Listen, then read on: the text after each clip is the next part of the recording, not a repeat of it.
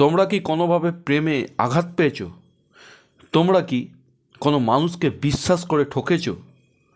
তাহলে চিন্তা নেই, তোমাদের এই সমস্যার সমাধানের জন্যে কেউ এগিয়ে আসুক না আসুক, সবসময় আছেন দুজন মানুষ, অমিত যোশী, আরাধনা সাহা। কীভাবে সেটাই বলবো আজকের ভিডিওতে, দেখতে থাকো। বন্ধুরা, আমি Mithun, welcome to my channel Mithun movie জাদু। ভিডিও শুরুতে গুরুজনদের জানাই আমার প্রণাম, ছোটদের জানাই আন্তরিক ভালোবাসা এবং শুভেচ্ছা।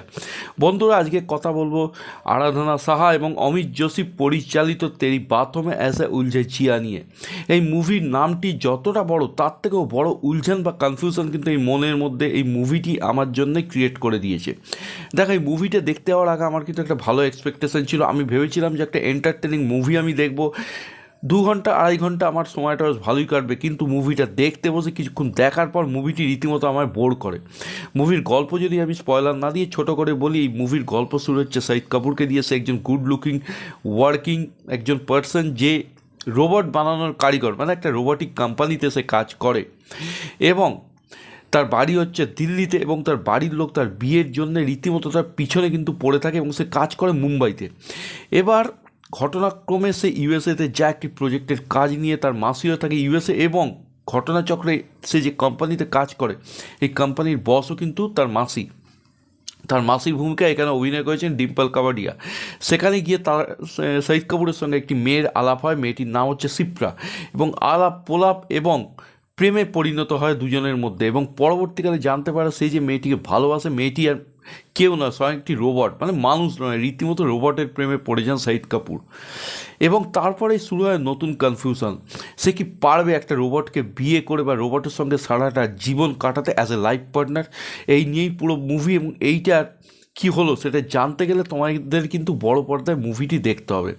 দেখো, এই মুভিতে শাহিদ কাপুর এবং কৃতি সাননের যে কেমিস্ট্রিটা দেখানো হয়েছে, কেমিস্ট্রি কিন্তু যথেষ্ট ভালো, যথেষ্ট রিফ্রেশিং, এবং সম্ভবত প্রথমবার তাদেরকে দুজনকে একসাথে বড় পর্দায় আমরা দেখছি। সুতরাং তাদের কেমিস্ট্রি নিয়ে কিন্তু কথা বলার এখানে কোনো জায়গায় নেই। এই মুভিতে প্রচুর ক্যারেক্টার আছে, যেমন ডিম্পল কাবাডিয়া মুভিতে শাহিদ কাপুরের মাসির ভূমিকায় অভিনয় করছেন, ধর্মেন্দ্রজি আছেন দাদুর ভূমিকায় অভিনয় করছেন, রাকেশ বেলি বাবার ভূমিকায় অভিনয় করছেন। এই রকম মামা, মাসি, দাদু, প্রচুর ফ্যামিলি আছে, মানে প্রচুর ক্যারেক্টার এই মুভিতে ক্রিয়েট করা হয়েছে। কিন্তু সেই ক্যারেক্টারগুলোর মধ্যে কিন্তু জান নেই। মানে ধরো, তুমি একটা রান্না করছো, রান্নার মধ্যে বিরিয়ানি, মটন, চিকেন সব কিছু দিলে, কিন্তু আসল নুন, সেই নুনটা দিতেই ভুলে গেলে, তাহলে কি সেই রান্নাটা তোমাদের মনোমতো হবে না বন্ধুরা? সুতরাং এই মুভিটির ক্ষেত্রেও কিন্তু তাই হয়েছে। মুভিটির মধ্যে প্রচুর ক্যারেক্টার আছে, প্রচুর ইভেন্ট এই মুভির প্রতিটা ফ্রেমে পরতে পরতে কিন্তু ঢোকানো হয়েছে। কিন্তু স্ক্রিন প্লে বা স্ক্রিপ্ট এই মুভির এতটাই দুর্বল যে পুরো মুভিটি কিন্তু আমার জন্যে পুরো ফ্ল্যাট যায়। মুভির কমেডি আমার জন্য ওয়ার্ক করেনি, যদিও গানগুলো কিন্তু আমার জন্য ওয়ার্ক করেছে।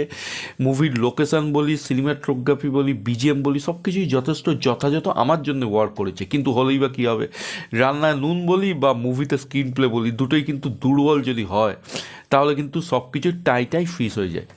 যাই হোক, কৃতি সাওয়ানের পারফরমেন্সের যদি কথা বলি, অ্যাজ এ রোবট তিনি কিন্তু যথেষ্ট ভালো অভিনেত্রী, ভালো অভিনয়ের প্রদর্শন কিন্তু উনি করেছেন। শাহিদ কাপুরও তার জায়গায় যথেষ্ট ভালো অভিনয় করেছেন। রাকেশ বেলি বলি, ডিম্পল কাবাডিয়া বলি, যথাযথ, এবং ধর্মেন্দ্রজিকে আমার মনে হয় ওয়েস্ট করা হয়েছে। এবং এখানে এই কেমিস্ট্রিটা, এখানে যে ইমোশনটা ওয়ার্ক করা উচিত একজন রোবট এবং একজন মানুষের মধ্যে, যে বন্ডিংটা ওয়ার্ক করা উচিত, সেই বন্ডিংটা কিন্তু আমার জন্য কোথাও গিয়ে মুভি ক্ষেত্রে ওয়ার্ক করেনি।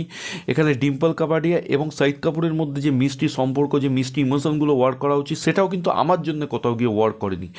এই মুভির মাধ্যমে যারা মেকার্স আছে তারা একটা সুন্দর বার্তা দিতে চেয়েছেন।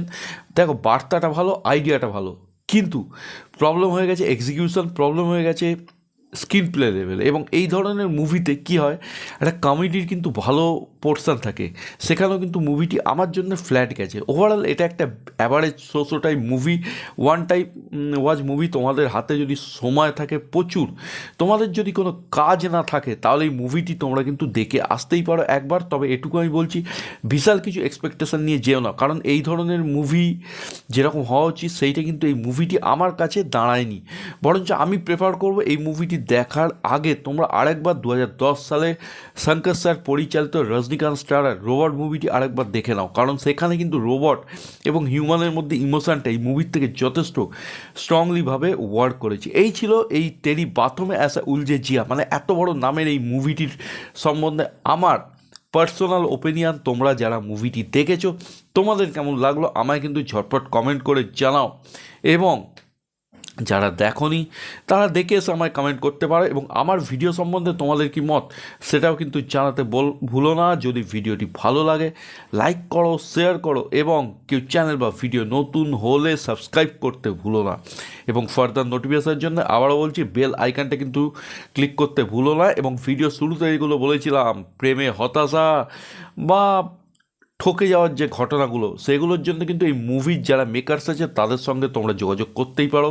দেখো তোমাদের জন্য কোনো রোবট তারা পাঠায় কিনা, বা তোমাদের মনের উদাসীনতা বা হতাশা কাটাতে কোনো সলিউশন দেয় কিনা, দিলেও কিন্তু আমাকে জানিও। সো বন্ধুরা, আজকের জন্য এইটুকু। Take care, bye by.